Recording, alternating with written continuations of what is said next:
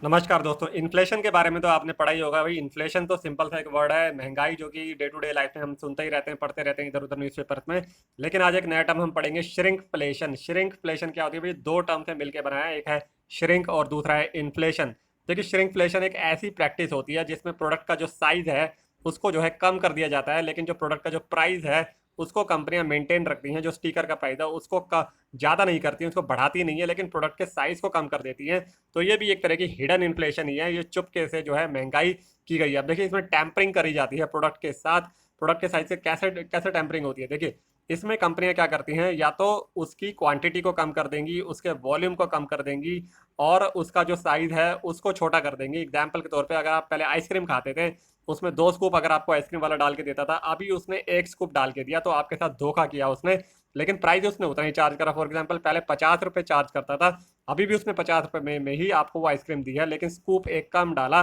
तो ये एक तरह से उसने इन्फ्लेशन कर दिया, आपको महंगाई का इम्पैक्ट दे दिया और आपको पता नहीं चला। लेकिन अगर आप नोटिस करें तो यहाँ पे आपको जो है इन्फ्लेशन, श्रिंकफ्लेशन का जो है आपको फेस करना पड़ा है। अब देखिए, इस तरह की जो इन्फ्लेशन होती है उससे लोअर स्टैंडर्ड ऑफ लिविंग होती है कंज्यूमर को। ऐसा इसलिए क्योंकि प्राइस जो जितना वो अभी पे कर रहे हैं उसमें जो है उसको अब कम क्वांटिटी मिल रही है, कम वो कंजम्पशन जो है कर पा रहे हैं। तो ये स्टैंडर्ड उनका जो है लिविंग का स्टैंडर्ड गिराता है। अब देखिए, एग्जाम्पल थोड़े समझ लेते हैं। कुछ एग्जाम्पल मैं बताता हूँ कहाँ कहाँ पे जो है कैसे श्रिंकफ्लेशन करती हैं कंपनियां।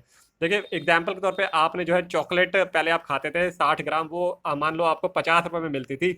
अभी भी कंपनी जो है आपको 85 रुपये में दे रही है, लेकिन उसने 50 ग्राम कम, 60 रुपये की ग्राम जो है 60 ग्राम से 55 ग्राम कर दिया। तो उसने क्वांटिटी कम कर दी लेकिन प्राइस उतना ही रखा। तो ये श्रिंकफ्लेशन है। श्रिंक का मतलब है कि कम कर दिया, छोटा कर दिया उसने प्रोडक्ट का साइज। अब देखिए, आप पहले नोटबुक खरीदते थे तो उसमें पहले 1000 पेज आपको मिलते थे 100 रुपए की नोटबुक में। अब जो है 100 ही रुपए की मिल रही है, लेकिन आपको अब 800 पेज मिल रहे हैं। तो ये भी एक एग्जाम्पल है। तीसरा एग्जाम्पल लीजिए, इसमें जो है कोल्ड ड्रिंक। भाई, कोल्ड ड्रिंक पहले आपको 800 ml मिलती थी सेम प्राइस में, अभी 850 ml मिल रही है, 750 ml। तो 50 ml आपको कम मिली, लेकिन प्राइस आपने सेम ही जो है पे करा है। चौथा एग्जाम्पल लीजिए, इसमें पहले जो है आपको मान लो 80 रुपये में 2 किलो शुगर मिलती थी, चीनी मिलती थी। अब आपको 80 रुपये ही पे करने पड़ रहे हैं, लेकिन अब आपको 1.8 kg जो है चीनी मिल रही है। तो चीनी का साइज आपको कम मिल रहा है, कम चीनी मिल रही है, लेकिन प्राइस आप उतना ही पे कर रहे हैं। तो भाई, कंपनियां ऐसी स्ट्रैटेजी लगाती क्यों है? समझने वाली बात यह है। ऐसा जो है वो ज़्यादा फूड एंड बेवरेज इंडस्ट्री में लगाती हैं, अपने प्रॉफिट मार्जिन को मेंटेन करने के लिए वो लगाती हैं। और अपने जो इनपुट कॉस्ट जो उनकी बढ़ जाती है, जो उनकी कॉस्ट बढ़ रही है, उसको जो है बियर करने के लिए, उसको फेस करने के लिए वो ऐसा करती हैं। देखिए, ऐसी जो टेक्निक होती है, इस वो इमीडिएट अगर प्राइस को नहीं बढ़ाती हैं, क्योंकि भाई उससे प्रोडक्ट का प्राइस बढ़ाने से वो अपने कंज्यूमर को, अपने मार्केट शेयर को लूज कर सकती है। तो इस डर से वो प्राइस नहीं बढ़ाती हैं, लेकिन क्वांटिटी कम कर देती हैं। कंज्यूमर को जो है इससे लॉस होता है। अब देखिए, इस श्रिंकफ्लेशन को बिजनेस में पैकेज डाउन साइजिंग भी बोला जाता है, क्योंकि साइज कम हो गया, पैकेट का साइज छोटा हो गया। आप समझिए कि क्या ये श्रिंकफ्लेशन एथिकल है क्या? देखिए, मॉरली बिल्कुल भी एथिकल नहीं है, गलत है, रॉन्ग है। क्योंकि ये एक डिसेप्शन को जो है लीड करता है। डिसेप्शन मतलब धोखा देता है कस्टमर को, और बिल्कुल भी इसको जस्टिफाइड नहीं ठहराया जा सकता है। आप समझते हैं मेजर कारण क्या है श्रिंकफ्लेशन के? बड़े कारण दो ही कारण हैं। एक तो भाई प्रोडक्शन की कॉस्ट बढ़ जाना, हायर प्रोडक्शन कॉस्ट। और दूसरा कारण इंटेंस मार्केट कंपटीशन। एक एक करके समझते हैं। हायर प्रोडक्शन कॉस्ट भाई, जो कंपनी है जो प्रोडक्ट को बना रही है उसको अगर रॉ मटेरियल महंगा मिल रहा है, एनर्जी के प्राइस बढ़ गए, कमोडिटी के प्राइस बढ़ गए, लेबर उसको पीछे से महंगी मिल रही है, तो उसके प्रॉफिट मार्जिन पे डेफिनेटली हिट आएगा। तो उसको जो है कवर अप करने के लिए वो क्या करेगी?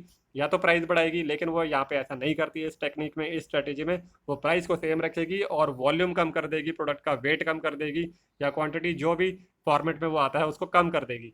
दूसरा कारण होता है इंटेंस मार्केट कंपटीशन। देखिए, कंपटीशन मार्केट में बहुत है। मान लो 10 कॉम्पिटिटर मार्केट में जो है प्ले कर रहे हैं, मार्केट में अवेलेबल हैं, तो उनका उनको प्राइस भी तो मेंटेन करना है। अगर वो एक जो कॉम्पिटिटर है उसके मुकाबले प्राइस को बढ़ा देगी, तो उससे वो उसको डर है कि वो कस्टमर को लूज कर सकती है। तो वो ऐसा नहीं करेगी, वो प्राइस को सेम रखेगी, और जो साइज है, जो सर्विस है, जो प्रोडक्ट है, उसको कम कर देगी, उसका साइज क्वांटिटी कम कर देगी, और अपने मार्केट शेयर को मेंटेन करना चाहेगी।